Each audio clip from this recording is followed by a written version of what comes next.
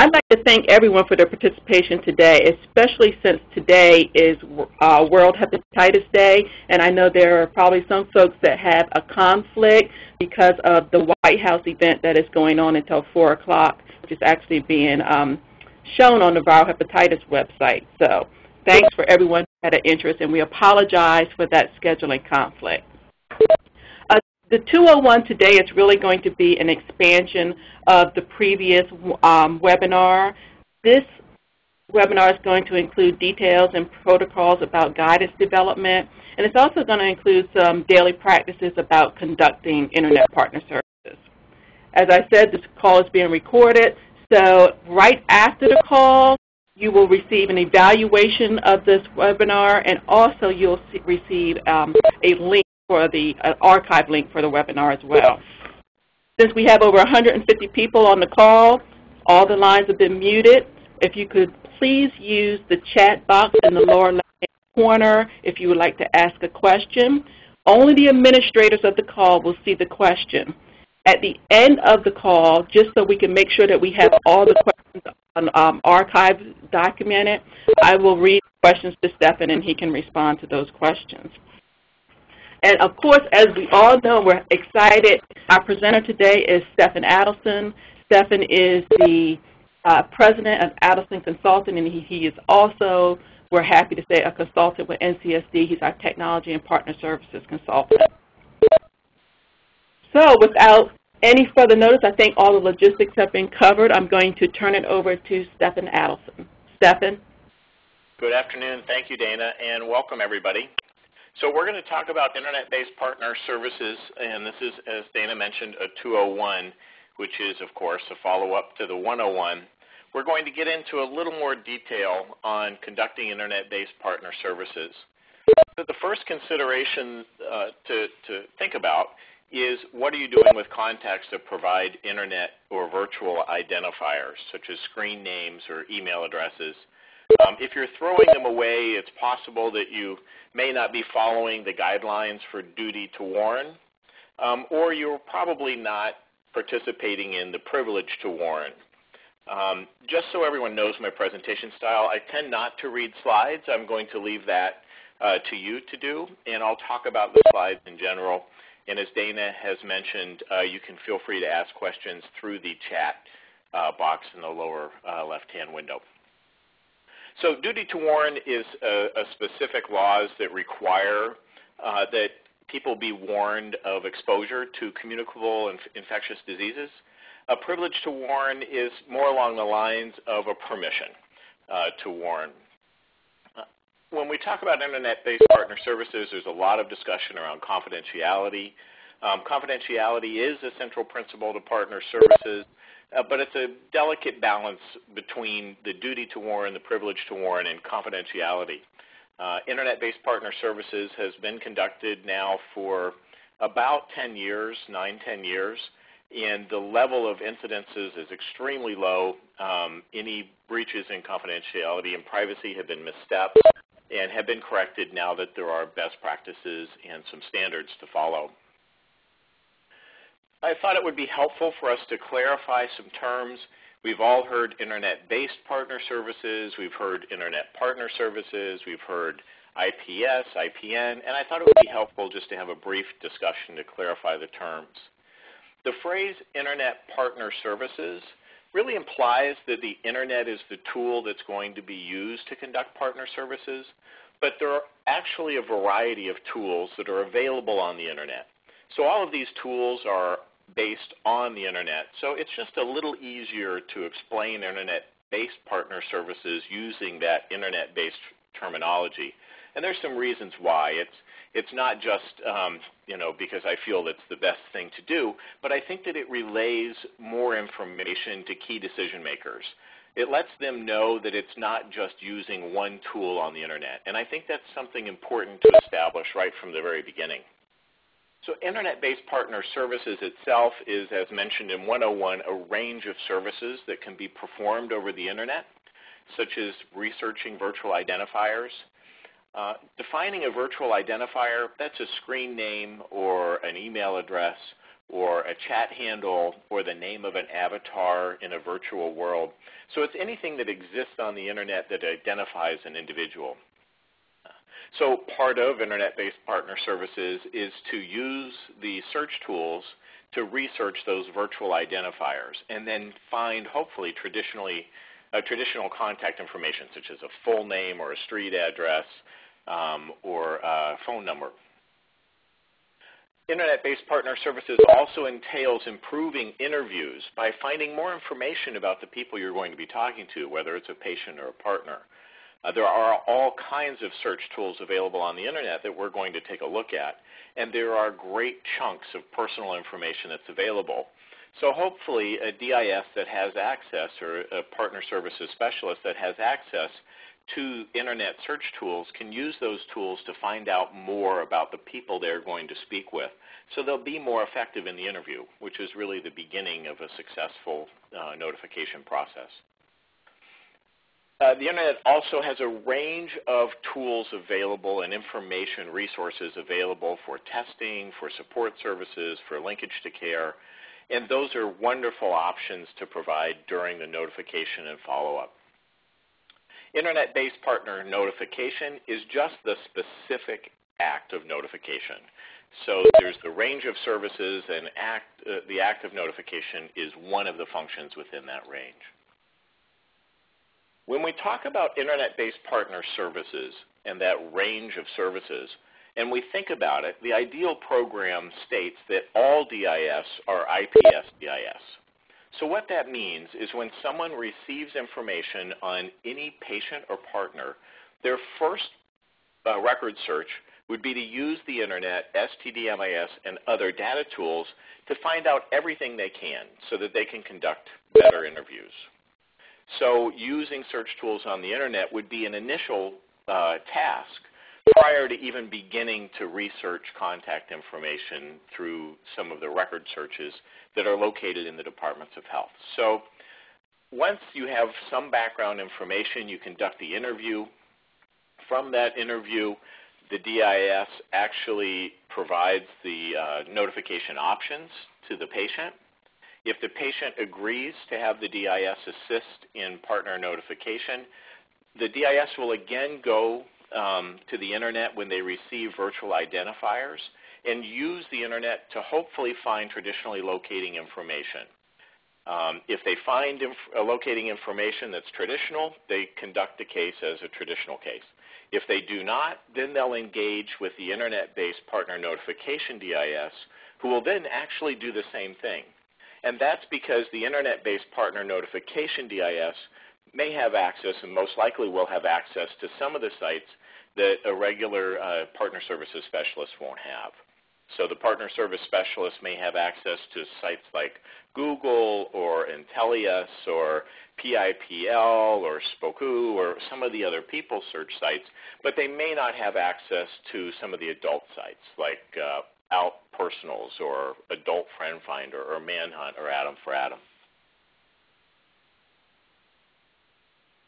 This is an example of the flow of Internet-based partner services in the state of Maryland. It looks a little overwhelming, but honestly, it's really not. It's relatively easy to follow. And I'm going to go down a couple of the branches just to give everyone an example of how IPS flows in the Department of Health. So if we start with the initial interview with an OP, the OP agrees to have assisted partner notification. So the DIS goes and does a record search. They go through STD-MIS, local systems, and local systems can include, driver's license records or criminal records or jail records or court cases or property searches as well. So let's say that the DIS finds traditionally locating information, and it's a local partner. So the DIS has used the Internet to convert the traditional information into So the DIS uses record searching, converts the virtual identifiers into traditionally locating information, and then determines that they're local partners. From that point, the DIS will go ahead and work the case through coordinating with the IPS, DIS, the IPN DIS.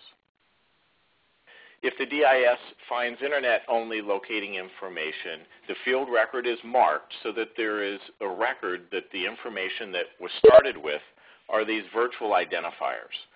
Even if the case converts to a traditional case, you want to make sure that you've gone ahead and marked that all you had to start with were virtual identifiers. And this is important for a few reasons. The first reason is that you know that you're converting virtual information into traditional information. The experience shows that over time, as an area becomes more savvy with using the Internet, there are more conversions, meaning that DIS get better at taking virtual identifiers and turning them into traditionally locating information.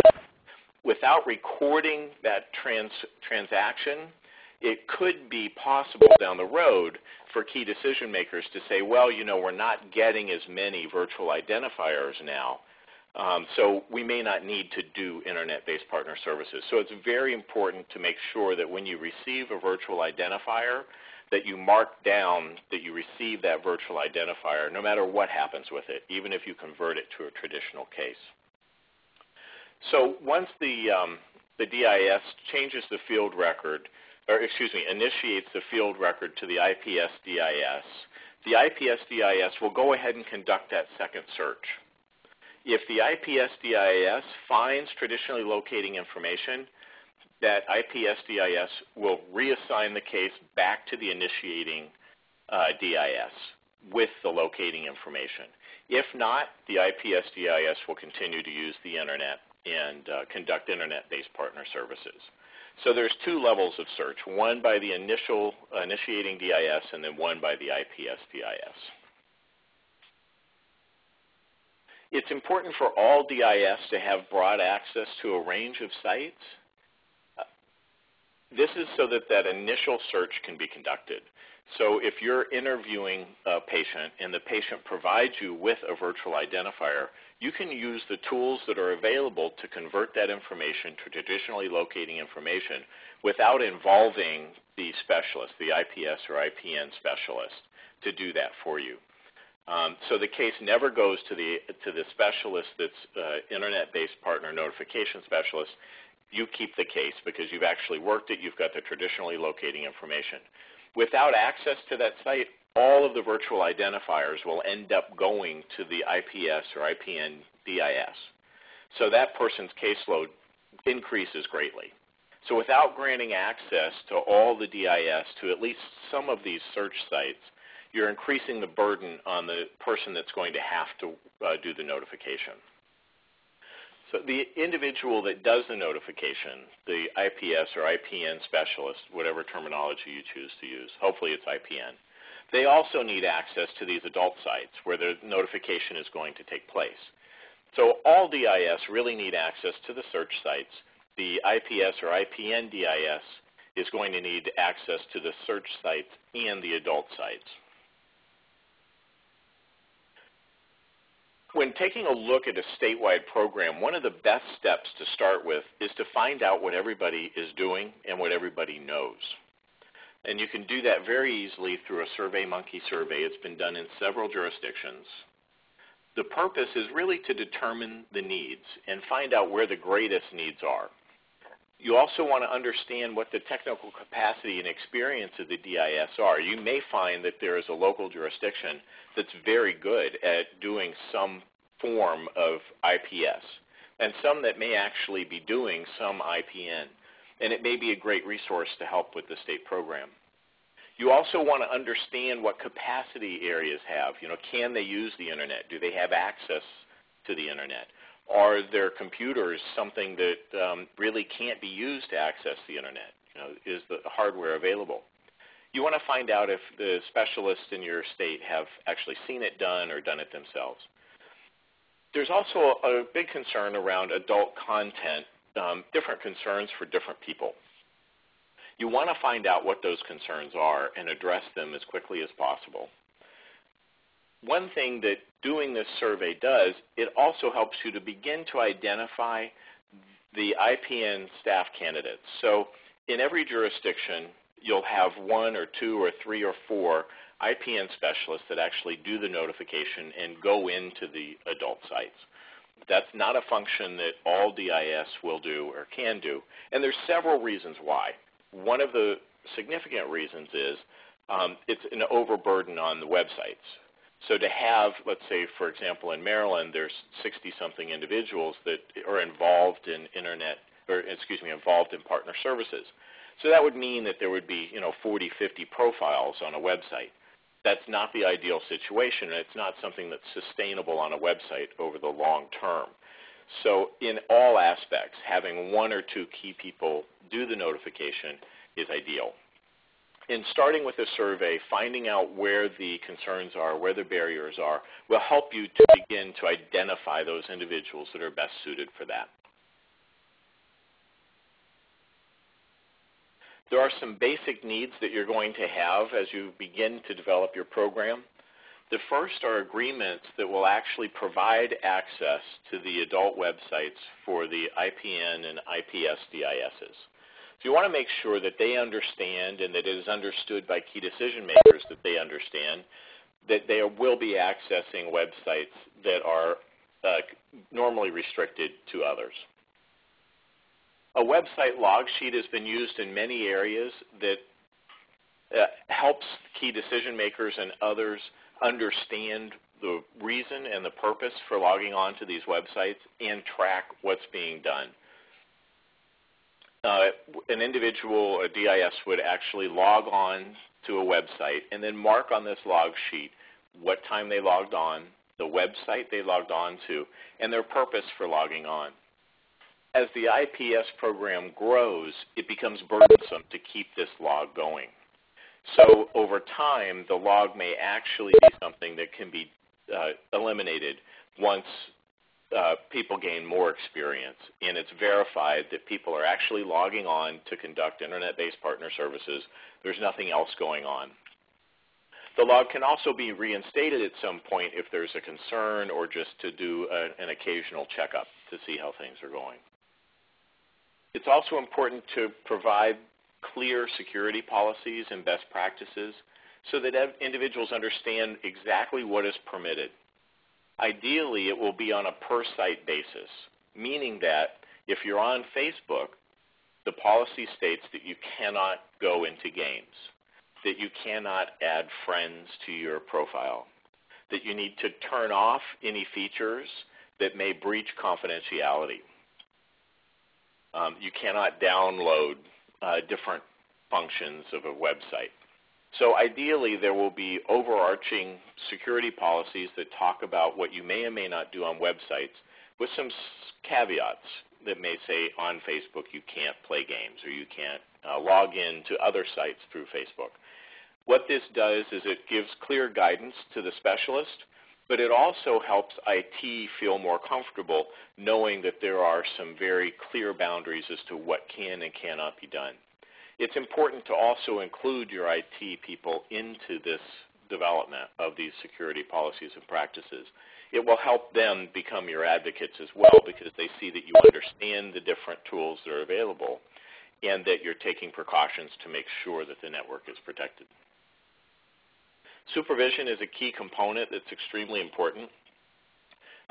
Supervision really needs to understand IPS and have the capacity to act as backup to the IPS or IPN DIS in case it's needed. There's a data plan that should be in place that helps address the disposition codes that are unique to IPS, and there's quite a few. Disposition codes become challenging when you know that you've sent an email and that email has been read, but there was no response. So when you send an email and the email has been read, what is the disposition if you don't hear anything back? Was that person notified and refused? Was that person considered to be notified at all? So those are questions that have to be addressed as you begin to map out your data plan. One of the ideal tools that you'll have in your toolkit as far as a need is a laptop. Laptops offer cellular access and they can also offer Wi-Fi access. So a laptop with cellular access can be taken out to the field. They're also off-network. So if you've got a laptop in your office, you can take the laptop into the interview room, log on to websites with patients and partners without any concern about internet security. It's important to remember that the number one security threat for any computer network isn't necessarily Trojans and viruses. That number one threat is the loss of data through USB keys and through the loss of a laptop. So it's very important to have security measures in place that will secure the data on the laptop. IPN staffing, it's ideal if you have someone that's very computer and internet savvy.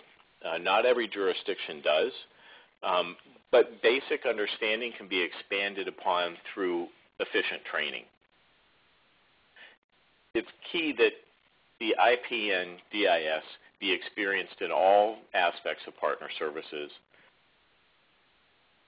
Cultural sensitivity is key because of the venues that they'll be going into.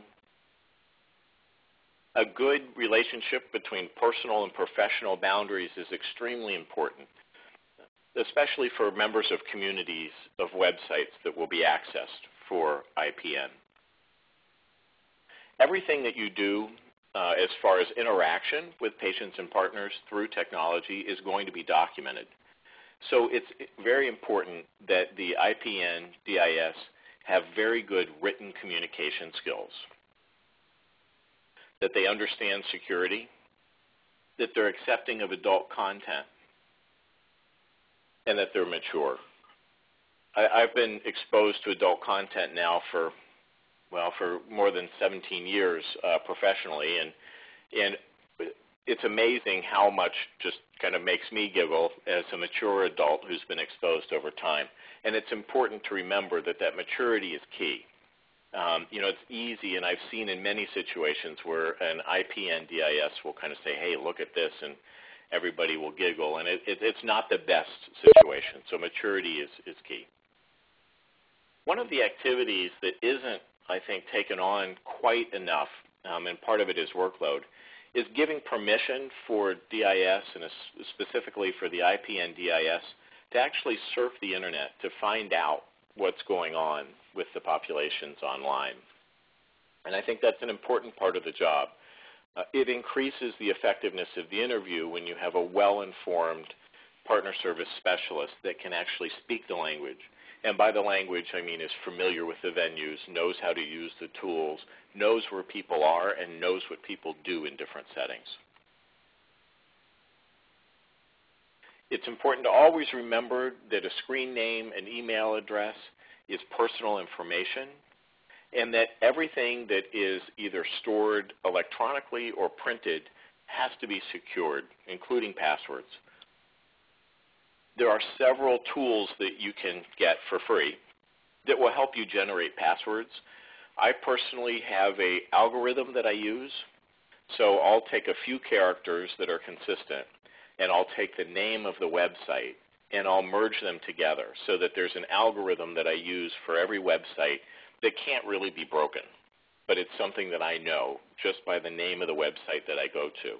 And I think that's a good model to use. I use it, but that's something that I would recommend, is that you create some type of algorithm so that if you forget the password, you know that it's a combination of a certain number of characters or a certain character itself or a certain special character along with a website name or some other determiner that will help you come up with a password without having it written down. Many jurisdictions across the U.S. run older operating systems, have very old browsers. That's not the ideal situation when using the internet in any form, whether it's for IPN or just to use the internet for search. It's important to keep all of the software on your computer up to date and have the latest service packs installed that will help protect the network. Having the computer in a private location, the computer that's going to be used to access adult information, is important. If you cannot have the computer in a private location, it's important that the people who sit around the IPN DIS understand why they're exposed to adult content, that it's not for personal use, that they're actually conducting business. Training should include what sites should never be used for IPN, and there's several, and we'll discuss some of those later down the road. This is a list of training topics that I think are key and can help develop your program in a very efficient way. When training has been conducted in most areas where I've been involved, partner services itself has been improved just by the act of going and reviewing the process of partner services as it exists in that area. So one of the side effects of conducting effective training is the increased effectiveness of all partner services, because you're simply taking a look at all aspects and improving them and integrating technology into them. A good starting place is to take a look at what's existed and see how roles have been defined, see how forms have been evolving over time. Some of the IPN protocols that are available on internetinterventions.org go back many years. Some of the practices have evolved and some of them haven't.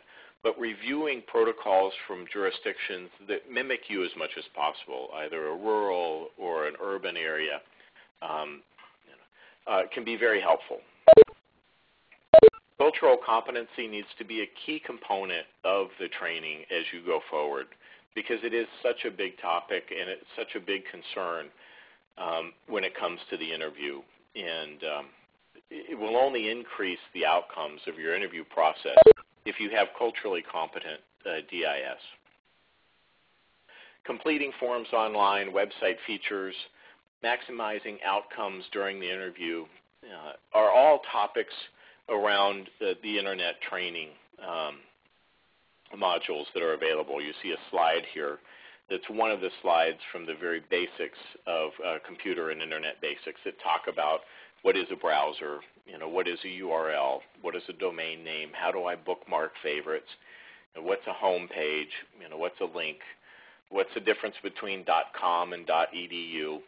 So providing these basics and then building is a great way to conduct a training. Not all DIS in a state or in a department are going to have the same level of technical capacity. So I found that it's best to start with the lowest common denominator and move forward. So starting with the very basics is a really good way to begin. As mentioned, it's important that supervisors of the IPN and IPS DIS are fully trained and can have the capacity to be backup. But they've also got to be willing to monitor the documentation and make sure that everything is being done in a consistent manner, including the DISPO codes. Feedback and evaluations can only be done by someone who really understands the work. So if you have a supervisor who is supervising the IPN DIS but doesn't understand the work, the feedback that the IPN DIS is not going to be as clear and as helpful as it could be if the supervisor was fully informed in the work. It's important that if you have a DIS that is working internet cases, all of those that may come in contact with the patient or partner that's involved with those internet cases are aware of what's going on, or at least have knowledge of how to get more information in case they're contacted and the IPS or IPN DIS isn't available. So they at least know where the information is to get at it so they can answer questions. Just for clarification, a screen name is a virtual identifier. So if you go to a website, you can create a screen name on Adam for Adam or Manhunt or Plenty of Fish, and that becomes your identity as you go in.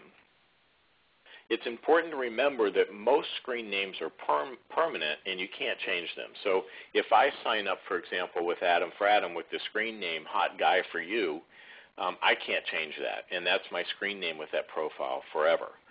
But I can delete that profile and go back and create a new one. So if you're looking for a screen name and you can't find it, either that person has blocked you or that screen name no longer exists. We're going to talk about applications a little further down in the presentation, and it's important to note that when you create a screen name on Grindr, for example, that screen name is not connected to a profile. It can change at any time, and multiple people can have the same screen name, which make Grindr not a very good option for partner notification. When you hear the word avatar, you're probably talking about an image that's used to represent an individual, so it's some type of character that actually has a visual persona. Screen names and email addresses are often related, especially through instant messaging clients like Windows Live or Yahoo. So if you receive a screen name of Pretty Girl, and you know that that came from the Windows Live instant messaging, the email address would be prettygirl@live.com. So even though you got a screen name, you also now have an email address. Now, whether or not that person checks that email is questionable. They may or may not use that email, but that email does exist. So when you receive a screen name like that, you have two options for notification. One is through the instant messaging client, and one is through the email. In that instance, the first choice would be to use the email. Doing notification through instant messaging should be considered a last resort. So we're going to take a quick walk down searching. And part of searching when you don't have much information is really about putting all the pieces together. There are all kinds of search tools that are available that can search by all types of data. Screen names, email addresses. You can take a phone number, put it in, and do a reverse search and get an address. You can put an email in, do a reverse search, and get a phone number. So there's all different kinds of ways of searching. There's all kinds of information you can gather through search. Some of the information that's great to help in interviews is taking a look at someone's social or sexual network, what it is they like to do. You know, maybe they have concerns about their health already, and you can talk to them about those concerns. You can find about their employment, their HIV status. So we're going to take a look. I have a screen name that I use on a regular basis, which is S. Adelson. It's my first initial and my last name. So I went to Spokio, and I went ahead, and you'll see the fourth option over is username. So I put in my username of S. Adelson, and it's that yellow box underneath was the results. So Spokio found 18 online profiles and 141 photos that matched me. One of the online profiles that it found was my Twitter account. So I found the location, which is Boston, Mass. I also found the website internetinterventions.com, which leads to the .org.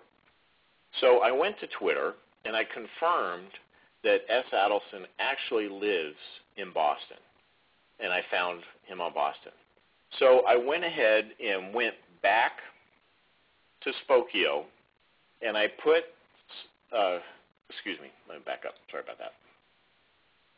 So I went ahead and I went to Google, and when I went to Google, I found that S. Adelson in Boston was on My Life, was on LinkedIn, and I went back to Spokio, and I put the name, the location, and I got a phone number and an address. So then I went to reverse cell lookup, and in reverse cell lookup, I found that the phone number that Spokio provided me was a landline. So from the screen name, I was able to get a full name, a phone number, and an address, and find out that the phone number is actually a landline. And Spokio, as the others, will provide some information available as a teaser, and they'll want you to pay. So what you can do is you can maybe get a piece of information. So I took the screen name and I got a address, or I took the screen name and I got a Twitter account, and that's all I could get out of Spokio.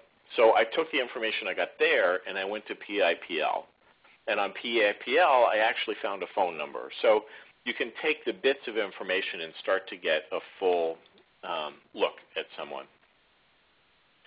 So there's all kinds of places to verify phone numbers to make sure they have a cell number, and this is going to become increasingly important as we conduct more and more partner notification through text messaging. And this is just an example. So I went to Intellius, which is a site that you have to pay for. but I didn't pay anything.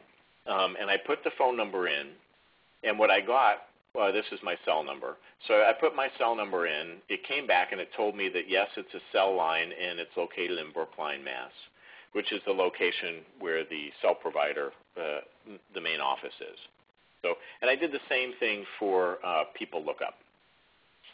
So those are examples of how these tools can be used. So now I know that if I have a phone number and I've called and I've left voicemail messages and I've gotten no response, I know that I'm dealing with someone who has the cell phone and that I've been leaving voicemail on their cell phone. So if I've gotten no response, I can go ahead and leave a text message. So that becomes an option now that I know that it's a cell phone. Google itself has all kinds of search options built in it that haven't been explored, I think, by a lot of people in depth. If you go to Google, you'll see the little cog up in the top right-hand side. You can click Advanced Search, and you get all kinds of options for searching. You can search for phrases. You can search for this word and that word, this word or that word. You can search by location. You can search by time.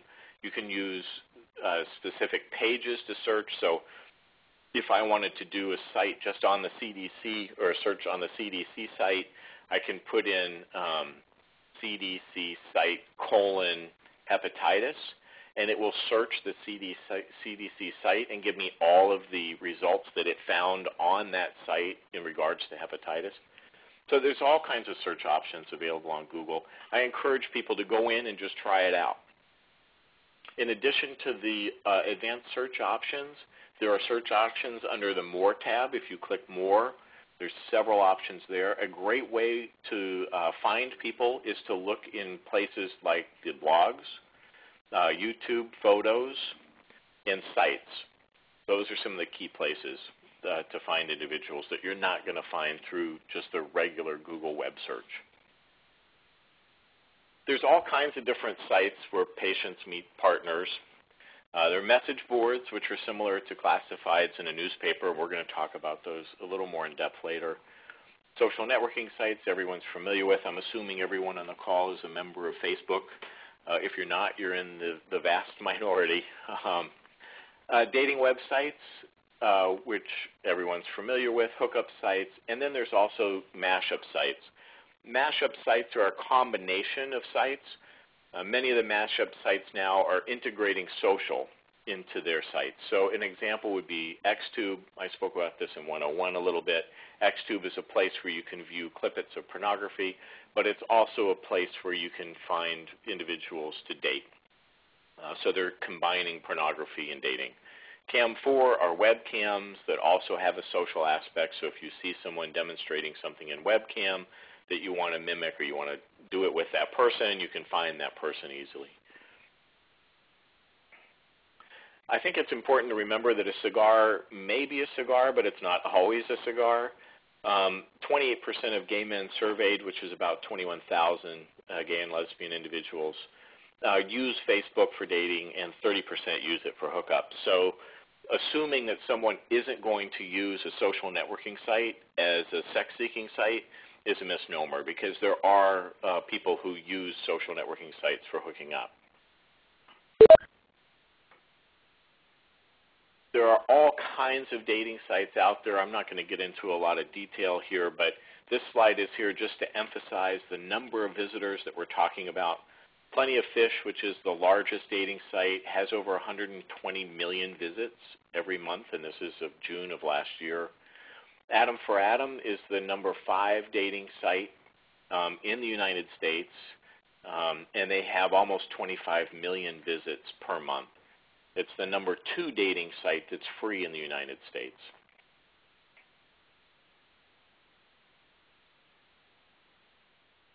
When you're conducting notification, you're really talking about feelings in a lot of respects.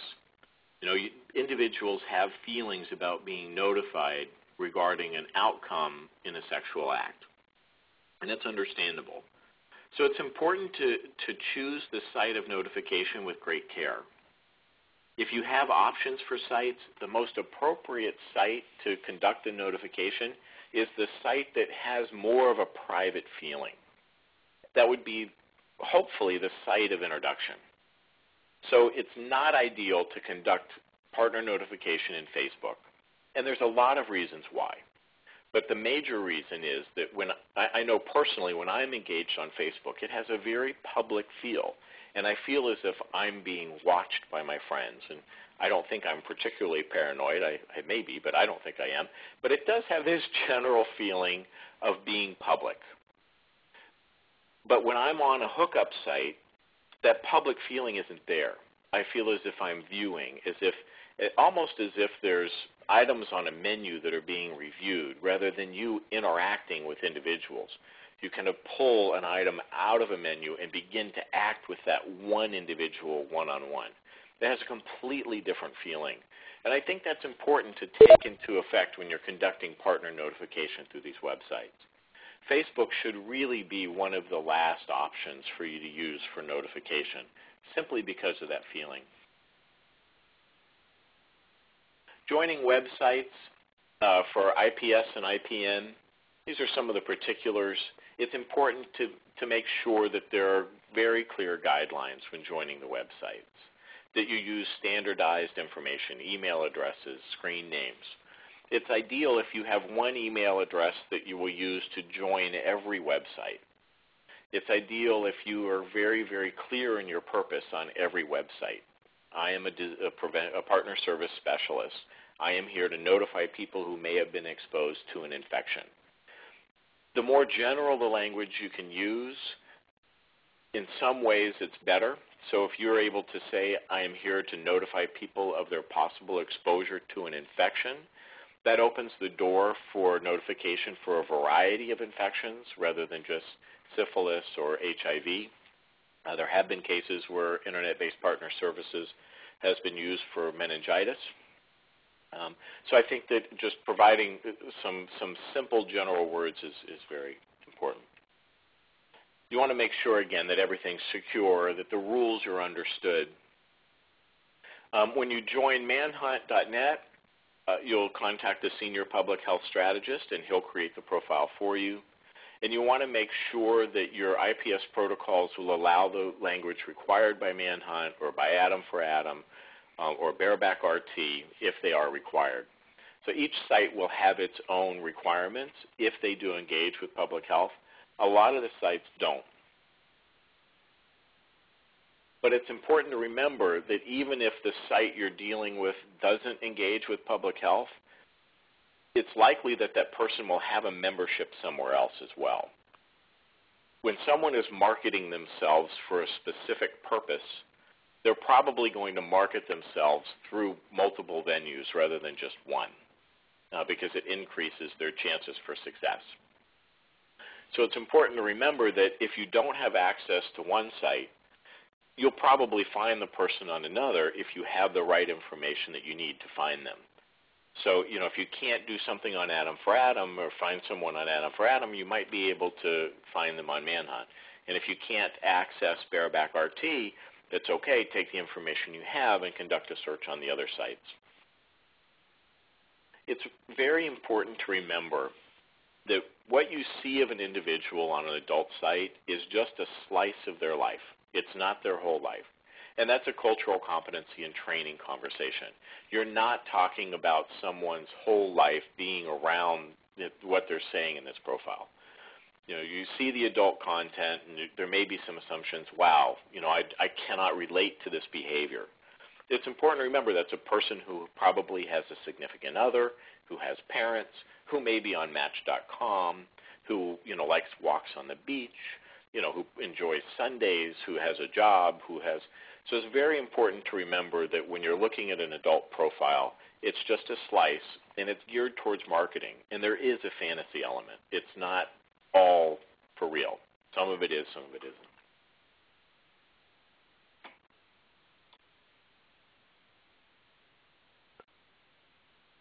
This is a list of some of the features that are available on social networking sites. And it's provided just to show, in the two in red, applications and games, are two features that should not be accessed by DIS. So it's important to take a look at the sites that you're intending to join for partner notification. understand them, and understand the features, and then determine what features should and should not be used by the DIS. Search should be used. Private communication should be used. Public communication shouldn't be used. Photo albums and galleries should be used. So it's important to go through that and understand not only what the features do, but what the features can do to help you in your outcomes.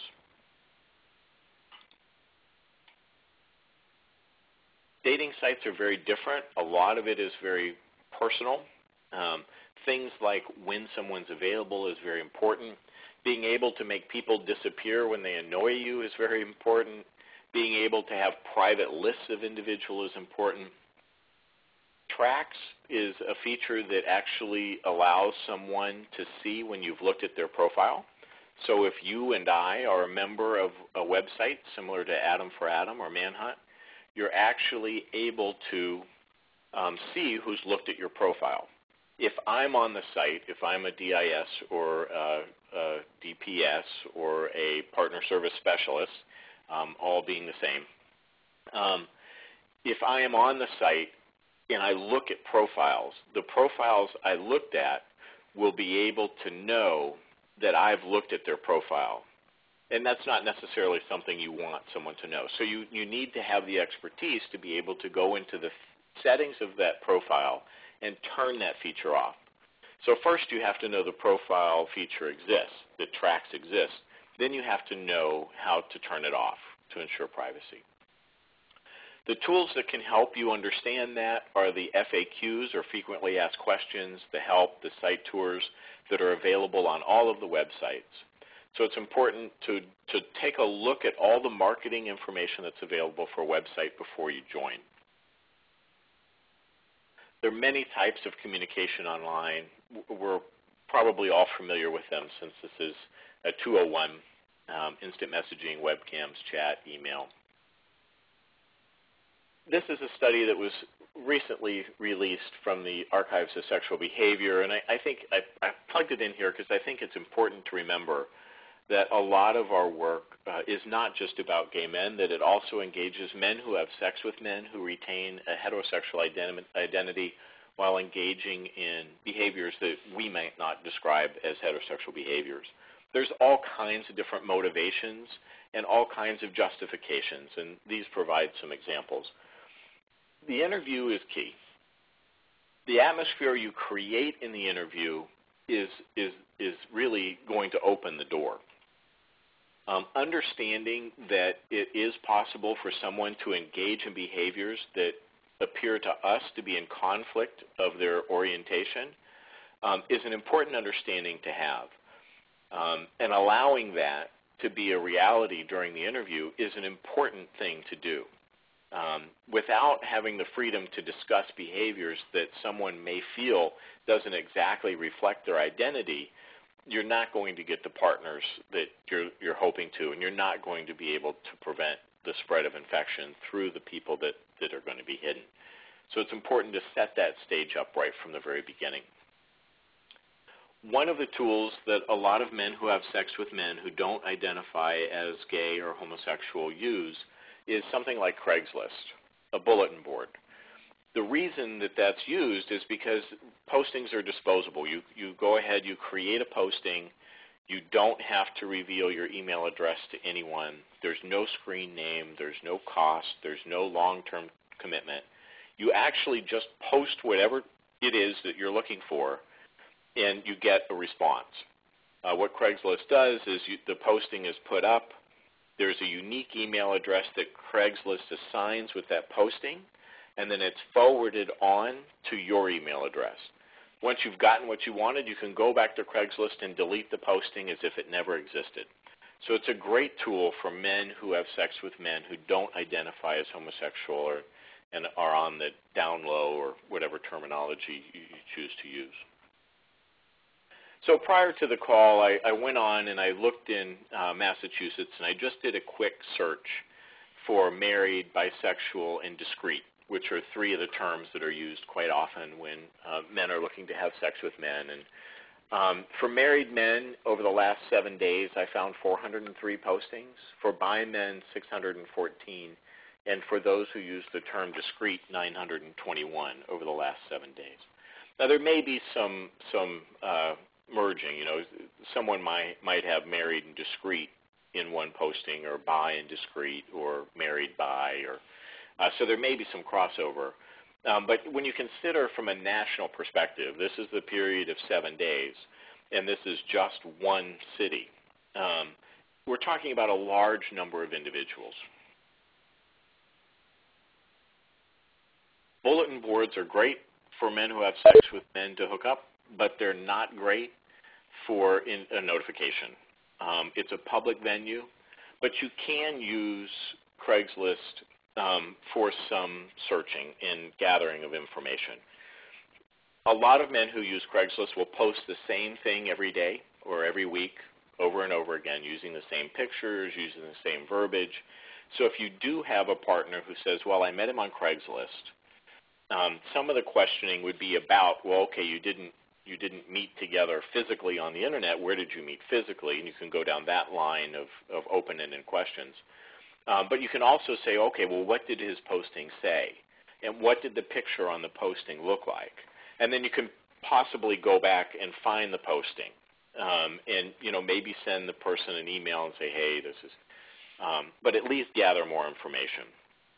But using Craigslist for straight-out partner notification is not the best thing. It's important, as I mentioned, to remember that people will join more than one site, and it's also worthy to note that they may have, that it's not helpful to assume that an OP or partners will have just one screen name on a site. So I might have one profile for the way I feel today, and today I feel aggressive.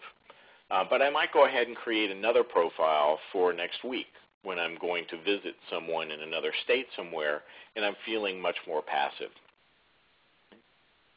I think it's also really important not to get the mindset of, well, I have an email address and I have a screen name, so I can use those. People actually use this information to get together physically in the real world. So it's important to say, well, how did you communicate once you logged off? How did you know where to go? So it's important to consider that when you're in the interview as well. Here's an example of some questions to ask when you're listening Internet partners. All of these slides are going to be available along with the recording.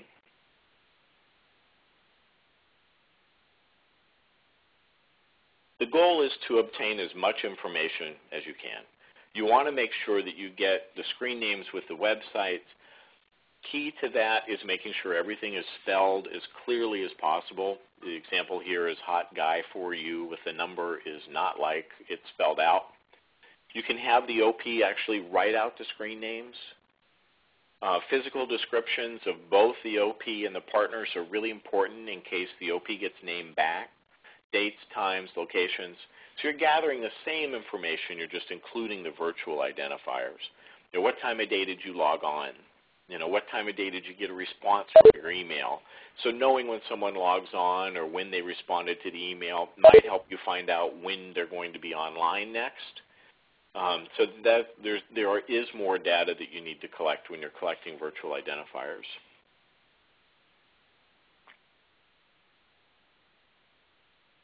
With the inclusion of apps and with a laptop and other tools that are available, it's possible for you to log on with the OP and actually confirm the spelling. So would you mind if we access your account here? Let's log on. Let's see what we can find. It can help the OP find information that's forgotten. It'll also give you the opportunity to take a look at the profile and find out more about the person. So you might want to give the OP some homework. What do you have on your home computer? This has been a topic on one of the recent NIP calls. We talked about receiving screen names and email addresses via email.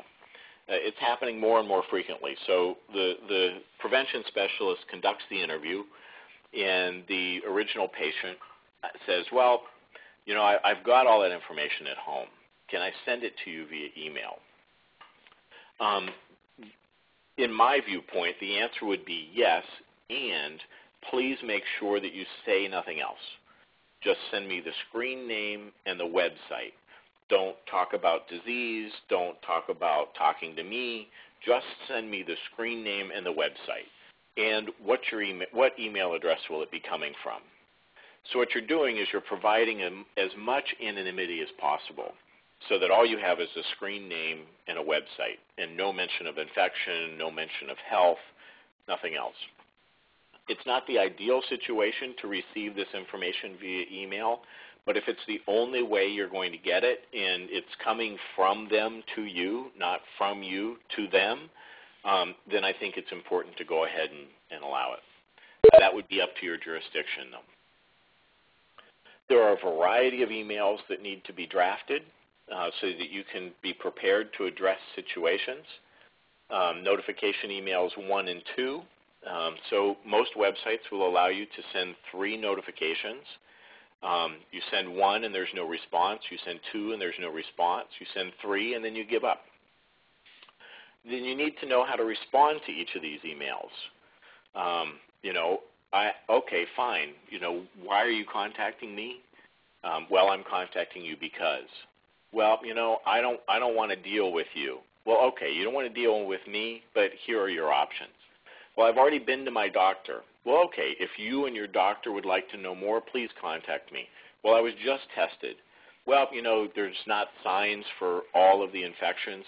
You should get tested for everything, including. Well, how do I know this isn't a hoax? Who is this? You can contact support@adamforadam.com, or you can call the Manhunt Public Health Strategist.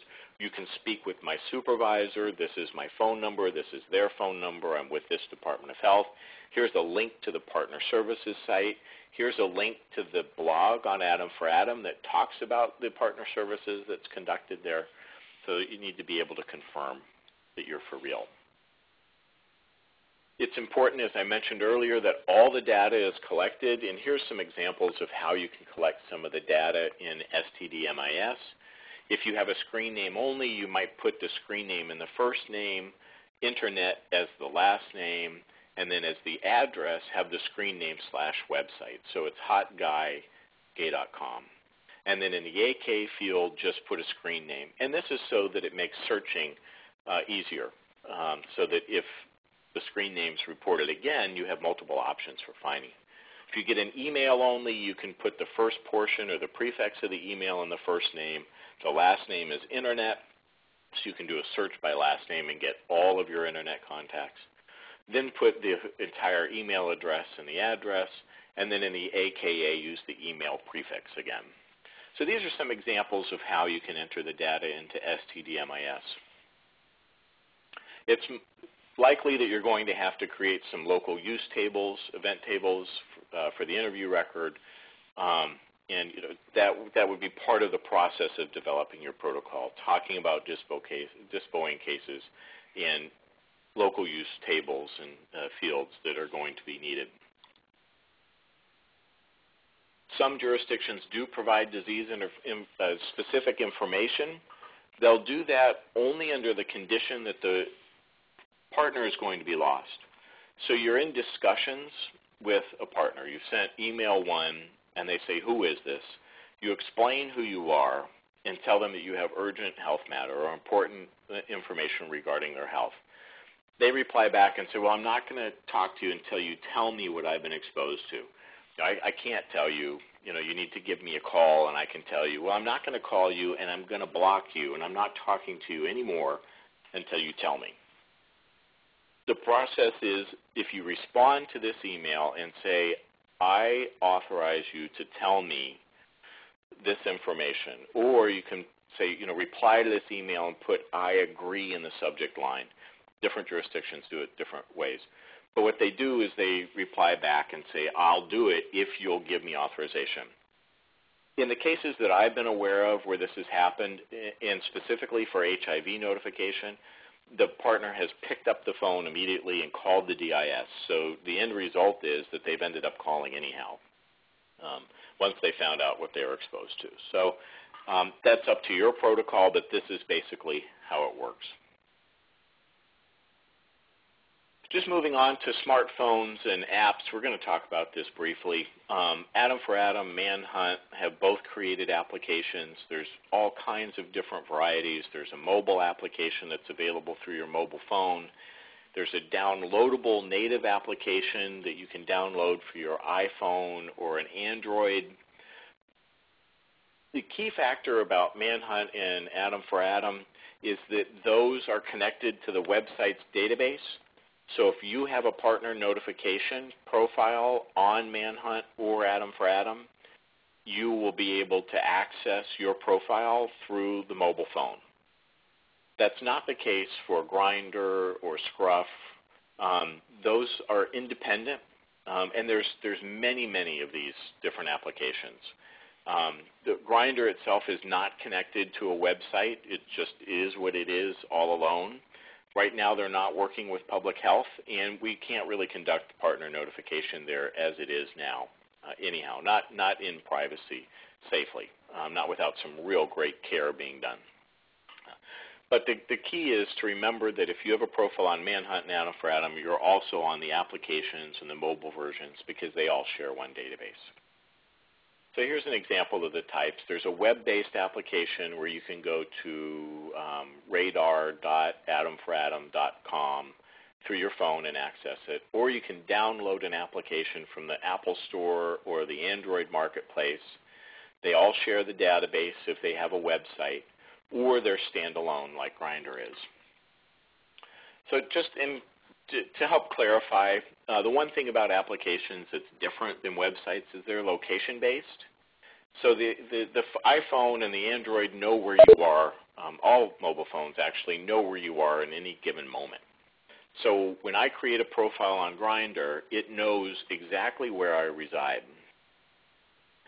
When someone else logs on, it determines their location and then calculates their proximity to me. So what happens is I know who is online and who is closest to me physically. If I'm interested in that person, I can contact that person and chat with them. I can take a picture of myself right here, right now, and send it to them. And I can send them a map of my location so that we can meet. Okay? So the difference is it's location-based. It's important to remember that the search options vary. For example, on Atom for Atom, you can do a very detailed search, and you can even search by screen name. That's not available on Grindr or the Manhunt application. And the last topic we're going to discuss is text messaging for partner notification, TXTPN. And the goal, as with the goal of Internet-based partner services, is to motivate the recipient to get tested and treated, which is going to require some communication. And you really can't communicate everything you need to communicate through text message. So the primary goal of text messaging is to get them to contact you via voice. The great thing about text messaging, and one of the things that I think is going to prove effective over time, is that I know that when I receive a text message, it's with me wherever I am, and there's a sense of a need to respond immediately. You get this quick, no-frills message that says, you know, what are you doing? There's almost as if you need to respond, right? So I think that is going to be something that we see coming to fruition over time, that people may respond through text when they won't respond through email or voicemail. There is Multnomah County in Oregon is doing some text messaging. We're going to talk about that in just a minute. So when you do send a text message, you're limited to the number of characters that you can send. This is some of that guidance that I mentioned from Multnomah County in Oregon. They're very specific in what you may include in a text and what you may not. They're also created the possibility to send appointment reminders, which I think is a great inclusion. And here's some example of text messages that can be sent. I'm Jane Doe with Multnomah County, and I need to speak with you. Please call me as soon as possible. The great thing about receiving a reply from a text message is that you know that the individual has their phone in their hand. So it's probably going to be pretty easy for them to give you a call. You may want to block your number. You may not want to block your number. It depends on who owns the phone you're going to be sending the text message from. So I didn't want to leave you on the call today without providing you with some resources. I'm sure most of you are familiar with internetinterventions.org. The national guidelines are available on the NCSD website. There's tips from the field on Internet-based partner services on the site. There's protocols from most of the jurisdictions that conduct Internet-based partner services. There's guidelines for different websites and agreement forms for different websites. And then there's also some guidance from the National Internet-Based Partner Services Group, NIPS, on using text message for partner notification. And with that, I am done, and I think, Dana, I'll turn it back over to you. Great, Stephen. Thank you so much. That, of course, as always, was very informative, really had us thinking. Had me thinking about just using the different websites as tools and how to interchange and interact using numerous websites, not just one. Of course, the fact that you always bring in confidentiality concerns is very important and certainly important to our membership.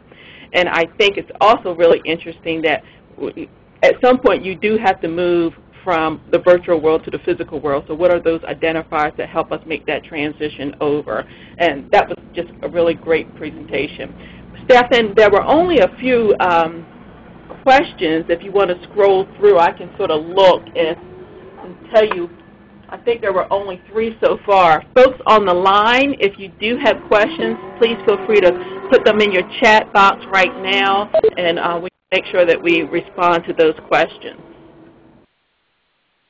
The first one that I do see, Stephen, I don't know if you see it yet, is will this presentation be posted on internetinterventions.org? It can be, but Dana, I think you've created the facility for that, so the link will be sent out to all the participants. If anybody has any questions or wants to get access, feel free to contact me. If people feel there's a need to post it there, I'd certainly be willing to. How do you feel about website notification sites like InSpot? You know, I think that the more tools we have to conduct notification, the better. I feel that InSpot has a place. It can be used when all you have, or when you're with a patient who is saying, I want to do the notification myself. I have all the email addresses. I think that would be a case to say, well, you know, there is a tool online that can help you do it anonymously if that's what you prefer. So I think that it's a good tool in very specific cases. And that case would be an individual who wants to notify their partner themselves, wants to do it confidentially, privately without revealing their information, and has email addresses as the only means of contact. So I think under those conditions it's ideal. But I think to consider including InSpot or saying InSpot is your Internet-based partner services program, it's completely incomplete. It's a small component for a very specific individual, but I think it's needed. Next question was, what does an IPN DIS do when they find an individual out of jurisdiction? Is it similar to what a regular DIS does? It is in most regards. So one of the first things that needs to happen is you need to make sure that your OOJ coordinator is aware of the IPS program and has some understanding of how it works, so that when they communicate with the OOJ coordinator in the receiving jurisdiction, they can actually communicate intelligently and say, I have a partner that is a member of a website. All we have is a screen name. Do you conduct Internet-based partner notification? If the OOJ coordinator from the receiving jurisdiction doesn't understand that there is someone who can receive the virtual identifiers, it may get kicked back and then you've got a decision to make as to whether or not you're going to work that case.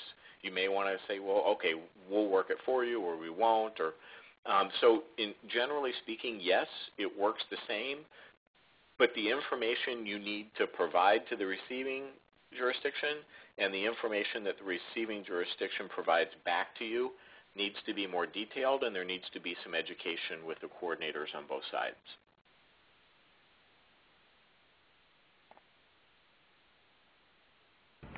I think that's it for questions. If anyone else has any questions, please feel free to put them up. I'm looking through. Stephan, have you looked through just to make sure I haven't lost anything? I don't see any additional questions. No, I don't see any. Well, everyone, thank you so much for your participation. Directly after you sign out, an evaluation will come up, and an archive link also will be sent to you along with the slides. We really appreciate your participation. Thanks so much, and have a great day.